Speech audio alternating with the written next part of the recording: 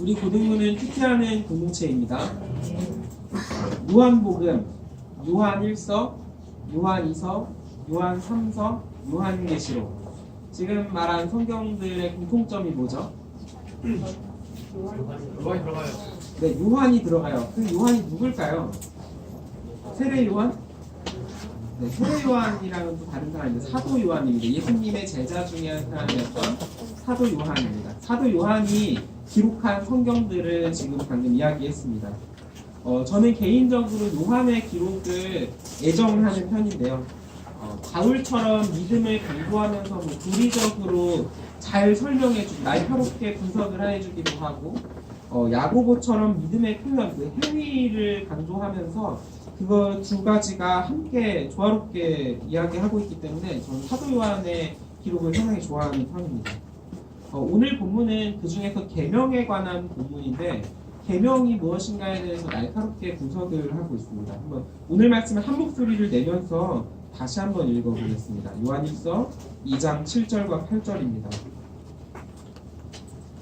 시작. 사랑하는 자들아, 내가 새 계명을 너희에게 쓰는 것이 아니라 너희가 처음부터 가진 옛 계명이니 이 옛 계명은 너희가 들은 바 말씀이거니와 다시 내가 너희에게 새 계명을 쓰노니 그에게와 너희에게도 참된 것이라. 이는 어둠이 지나가고 참빛이 벌써 비침이니라. 아멘.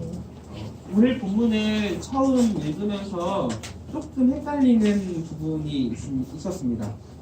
사도 요한이 말하고자 하는 게 새 계명일까요? 옛 계명일까요? 두 가지 중에 하나일까요? 자, 새 계명일까요? 옛 계명일까요? 한번 찍어보세요. 자, 새 계명. 아무도 없고. 자, 옛 계명.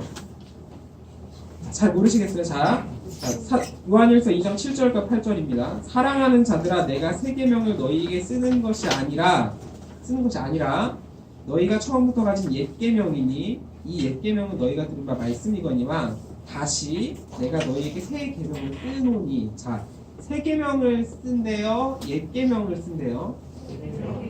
7절에서는 새 계명을 너희에게 쓰는 것이 아니라고 했는데 아니지 않을까요? 옛 계명이라고 했잖아요. 일단은 옛 계명과 새 계명이 무엇인지 알아야지 이게 과연 무슨 얘기인가 좀 이해할 수 있을 것 같은데요. 옛 계명은 구약 성경에서 이스라엘에게 주어진 명령인데요. 대표적으로 우리가 아는 십계명이 있습니다.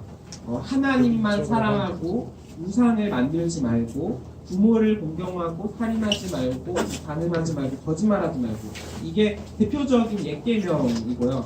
모세오경에 기록된 그 율법이 십계명에 나오는 내용들을 세부적으로 표현해 놓은 겁니다. 십계명은 몇 번까지 있죠? 네, 10번까지 있죠. 십계명이니까요. 다들 잘 아시겠지만 십계명은 처음부터 끝까지 사랑에 관한 계명입니다. 1계명부터 4계명까지는 하나님 사랑과 관련된 명령이고 5계명부터 10계명까지는 이웃 사랑에 관한 명령입니다. 그리고 이 명령은 예수님께서 가장 큰 계명이 무엇인가에 대해서 말씀해 주시면서 다시 한번 정리를 해 주십니다.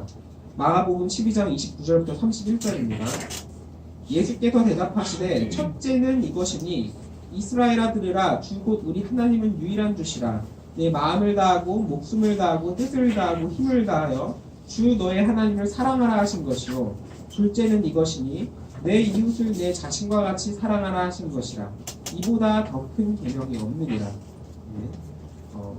지금 첫째는 이것이니 하면서 이스라엘아 들으라 라고 했는데, 이거 한 3, 4월쯤에 주구장창했었는데 이게 뭐죠? 두 글자인데? 쉐마라고 했죠? 쉐마가 무슨 뜻이라고 했었죠? 들으라 라는 의미였습니다. 자, 이렇게 걱정됩니다. 우리 구구단도 까먹고 이러진 않죠? 네. 한번 다시 한번 해보면 좋을 것 같아요.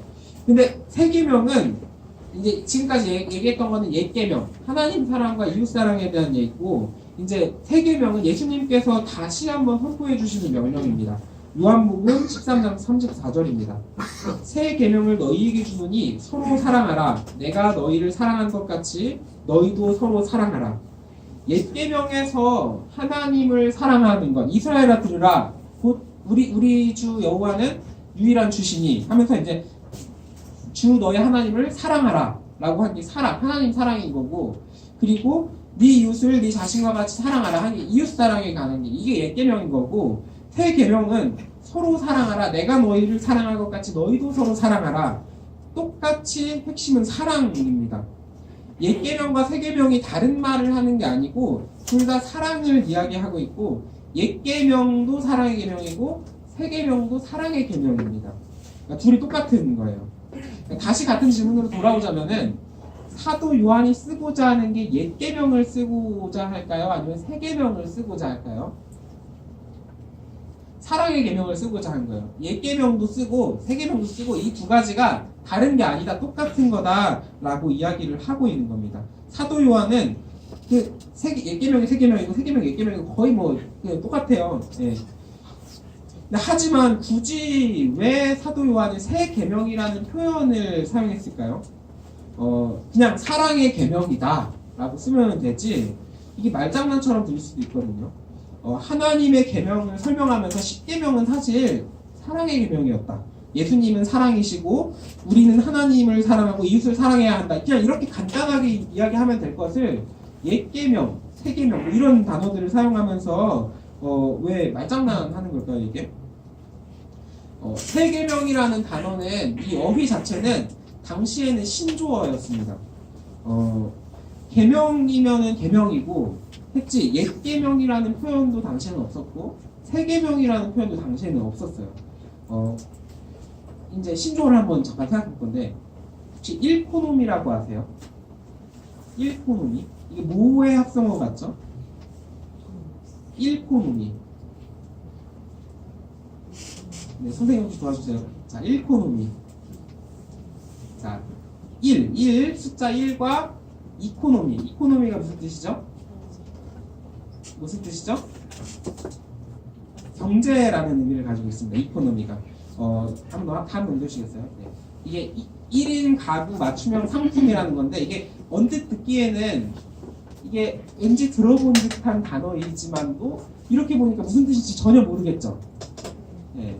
이제 이번에는 여러분들이 잘 아는 단어를 한번 해볼 거예요. 자, 띵언이 뭐죠? 어떻게 알았어요? 자, 그 띵언의 유래가 어떻게 돼요? 네? 네. 한번 넘겨주시겠어요? 이게 여기 왼쪽은 명자고 밑에가 띵자인데 이게 지금 옆에 있던 것을 이렇게 붙인 거죠. 그렇죠? 우리가 굉장히 익숙한 느낌의 것을 다시 한번 새롭게 인식을 하는 작업을 한 겁니다. 왠지 처음에 들으면 뜻은 잘 모르겠는데 왠지 들어본 듯한 익숙한 느낌을 가지는데, 인식의 전환을 통해서 새롭게 바라보게 되는 게 신조어의 보통의 특징입니다. 그러면 새 계명이 뭔지 아세요? 우리는 새 계명이라는 단어에 생각보다 익숙합니다. 신약이라는 뜻이 새로운 신의 약속, 약자거든요. 새로운 약속이라는 의미에서 이제 이것도 새 약속이고 새 계명이고 그냥 되게 익숙하게 잘 표현하는데, 유대인들에게는 그 뉴라는 그 새로운이라는 뜻을 뜻하는 그 단어도 꽤 익숙한 단어이고, 계명이라는 단어도 유대인들에게 굉장히 익숙한 단어인데, 새 계명이라고 부르는 말은 예수님의 이전 시대에서는 단 한 번도 없었습니다. 예수님이 처음 사용하였고 그걸 이어서 사도 요한이 사용을 하고 있는 겁니다. 사도 요한은 이 신조어를 통해서 사람들에게 인식의 전환을 한번 시켜주려고 하는 거예요. 사실 사랑을 강조하는 거는 별로 특별하지 않습니다. 그리스도인들에게만, 우리 교회에게만 사랑이 특별한 게 아니에요. 예수님 시대 이전의 고대 그리스의 문화들 보아도 사랑은 중요했고, 유대인들에게도 사랑은 말해봐야 별로 특별하지 않은 주장이었습니다. 레위기 때부터도 이미 사랑이 있었어요. 레위기 19장 18절, 원수를 갚지 말며 동포를 원망하지 말며 내 이웃 사랑하기를 내 자신과 같이 사랑하라. 나는 여호와이니라. 원수를 사랑해라. 이게 예수님께서 하신 말씀이 아니라 성경에 이미 나와있던 말씀입니다. 오른뺨을 맞았을 때 왼뺨을 내어주라. 이런 이웃사랑은 이미 구약시대부터 존재를 했습니다. 그렇기에 서로 사랑해야 합니다. 이렇게 외쳐봐야 별로 사람들은 이것에 어떤 임팩트를 느끼지 못했을 거예요. 예수 믿는 사람들이 서로 사랑하십시오 라고 외쳐도 우리도 사랑이라는 개념이 있어. 예수님 믿어야 사랑이 있나? 예수님 안 믿어도 우리에겐 사랑이 있어 라고 사람들은 별로 귀담아 듣지 않았을 겁니다. 사도 요한은 새 계명이라는 익숙한 듯 익숙하지 않은 이 신조어를 사용하면서 사람들에게 인식의 전환을 시켜주는 겁니다. 어릴 때부터 당연하게 들었던 사랑의 계명을 다시 새로 들으면서 당연하지 않게 받아들이기 위해서 이 새 계명이라는 단어를 사용하는 거예요. 그렇다면 왜 이 새 계명이라는 단어를 사용하면서까지 사랑의 계명을 강조하려고 했을까요? 사랑이 그리스도인들만의 특징은 아니라고 했습니다. 하나님을 믿지 않는 사람들도 사랑이 뭔지 알고 불교도 사랑을 이야기하고 유교도 사랑이 뭔지 압니다. 여기서도 사랑, 저기서도 사랑 뭐 엄청 말이 많으니까 사람들이 이것을 특별하게 여기지 못하는데 하지만 그건 사랑을 알지 못해서 하는 말입니다. 사랑은 하나님 그 자체를 이야기합니다. 사도 요한은 요한일서 4장에서 이렇게 말씀합니다. 요한일서 4장 16절 하반절입니다. 하나님은 사랑이시라. 사랑 안에 거하는 자는 하나님 안에 거하고 하나님도 그의 안에 거하시느니라. 하나님 이퀄 사랑. 하나님은 사랑이시라. 그리고 여기서 뒤에 하나님과 사랑을 동등하게 여기는데 사랑 안에 거하는 자는 하나님 안에 거한다. 이게 수학적으로 이 명제를 생각하면 이게 어떻게 생각할 수 있죠? 이 벤다이어그램으로 사랑 안에 거하는 자는 하나님 안에 거한다 라고 생각하면 이게 어떤 그림이 그려져요? 이 부분집합을 어떻게 그리면 되죠? 네, 왜야? 자, 사랑이 큰 집합이에요? 하나님이 큰 집합이에요? 이러면 뭐라고요? 자, 사랑 안에 거하는 임의의 사람은 하나님 안에 거한다. 자, 사랑이 커요? 하나님이 커요? 사랑이 커요? 하나님이 커요? 자, 사랑이다. 하나님이다. 네, 우리 수학 공부를 조금 더 열심히 하는 우리들 되기를 간절히 소망합니다. 네, 하나님이 큽니다. 자, 사랑 안에 거하는 임의의 사람은 하나님 안에도 거한다. 하나님이 커요. 자, 반대로 만약에 하나님 안에 거하는 사람은 사랑 안에 거한다 라고까지 하면은 이거는 이제 하나님과 사랑이 같은 집합이라는 것을 이야기하는 거죠. 근데 이미 앞에서 하나님은 사랑이시라 라고 했기 때문에 그 뒷이야기는 없어도 사실 상관없습니다. 하지만 여기 요한일서 4장 16절 뒤에 하나님도 그의 안에 거하시느니라 라고 하면 이제 사람까지도 이제 막 하나님과 같다 이런 얘기를 할 수 있는데 이거는 우리가 수학으로 이야기할 수 없는 하나님의 신비이기 때문에 이거는 그 수학으로 생각하지 않아도 좋습니다. 중요한 이야기는 하나님은 사랑 그 자체이기도 하면서 하나님의 속성에 사랑이라는 게 있는 겁니다. 하나님을 믿지 않는 사람들이 사랑을 안다라고 하는 거는 사람이 하나님의 형상을 닮았기 때문에 참사랑이 뭔지 정확히 몰라도 왠지 비스무리하게 느껴지는 겁니다. 사람이 하나님의 형상을 닮았기 때문입니다. 사랑에 닮은 모습을 행동하려고 하지만 진짜 사랑이 뭔지는 모르고 하는 말입니다. 사랑이라는 말 자체는 그리스도인들만의 특징이 아닐지라도 참 사랑은 예수 그리스도를 통해 하나님 안에 있는 그리스도인만의 특징입니다.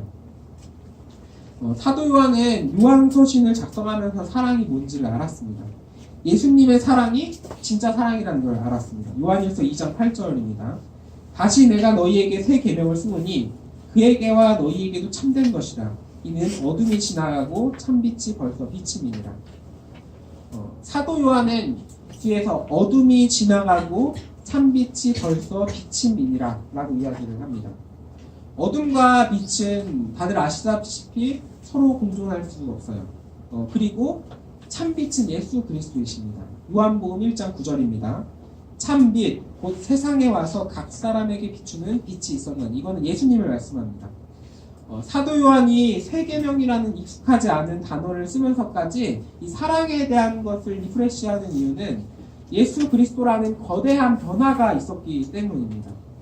이전까지는 하나님께서 선지자들을 통해서 주시는 말씀을 통해서 하나님을 드러내시고 하나님의 그 뜻을 보이셨다면은 이번에는 참 하나님께서 이 땅에 몸으로 내려오셔가지고 실제적으로 몸소 보이시면서 그 사랑이 무엇인지 보여주신 겁니다. 예수님께서 사랑을 실천하셨어요. 그렇기에 사도 요한은 어둠이 지나가고 참빛이 벌써 비추었다라고 이렇게 말할 수 있는 겁니다. 이게 벌써라는 표현 자체가 미래를 표현하는 게 아니라 현재 혹은 과거를 이야기하는데 과거에 있었던 예수 그리스도의 십자가의 부활의 사건을 이야기하는 거고 현재적인 의미로서는 이제 우리가 예수 그리스도의 사랑을 알아가는 것이 이제 어둠이 지나가고 있고 벌써 참빛이 비추었다. 이것을 생각할 수 있는 겁니다. 과거로서도 해석할 수 있고 현재로서도 해석할 수 있어요. 그리고 예수님께서 사람의 몸으로 내려왔기에 사람으로서도 이 계명에 순종하셨습니다. 요한일서 2장 8절 다시 내가 너희에게 새 계명을 쓰노니 그에게와 너희에게도 참된 것이라 이는 어둠이 지나가고 참빛이 벌써 비침이니라. 여기서 다시 내가 너희에게 새 계명을 쓰노니 그 다음에 내가 너희에게 라고 했는데 그 다음에 서술에서는 그에게와 너희에게도 참된 것이라 라고 되어 있습니다. 여기서 그에게와 라는 말이 없이 그냥 내가 너희에게 새 계명을 쓰노니 너희에게 참된 것이라 라고 이렇게 표현을 해도 말이 이상하지 않거든요. 그런데 여기서 그에게도 참된 것이라는데 그는 예수님을 의미합니다. 예수님에 대해서도 이 계명이 참된 것이다 라는 의미는 예수님께서 하나님이시고 창조 때부터 계셨던 신이시고 창조신으로서 계시는데 예수님이 신으로서 이 세상에 내려오셔가지고 그냥 유희를 즐기다가 그냥 맘대로 살다가 가셔도 우리는 사실 할 말이 없습니다. 그냥 피조물이기 때문에 예수님께서 이 땅에 내려와서 무엇을 하든 우리는 사실 할 말이 없는데 예수님께서는 이 사랑의 계명을 어기지 않으셨고 어길 수 없는 존재로서 우리에게 예수님께서 사랑의 계명을 지키셨고 그것을 몸소 보여주셨습니다. 우리를 사랑하심으로 우리를 구원하시기 위해서 이 십자가를 완성하시는 것이 이 계명이 참된 것임을 보이시는 겁니다. 우리를 위해서 십자가를 완성시키신 거예요. 이제 말씀을 마치려고 하는데요. 어쩌면 교회 생활을 오래오래 하면서 우리는 사랑에 대한 말씀에 익숙해져 있을지도 모릅니다. 그냥 평범하게 생각하면서 새 계명은 신약, 옛 계명은 구약 이렇게 생각을 할 수도 있어요. 이런 논리에 익숙해져 있을 수도 있습니다. 하지만 옛 계명과 새 계명은 표현만 다르지 시대가 다르지 똑같은 사랑의 계명을 이야기합니다. 하나님은 사랑이시고 하나님은 세상을 이처럼 사랑하사 독생자를 우리에게 주심으로 그 사랑을 확실하게 보이셨습니다.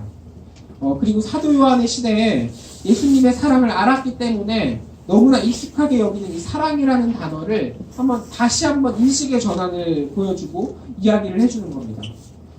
그리고 오늘 본문은 우리에게 다시 사랑을 새롭게 알려줍니다. 이 세상의 노래들이 사랑을 노래하고 드라마가 사랑을 이야기하고 영화나 소설에서 빠지지 않는 게 사랑이라 할지만 저한테 집중해주세요.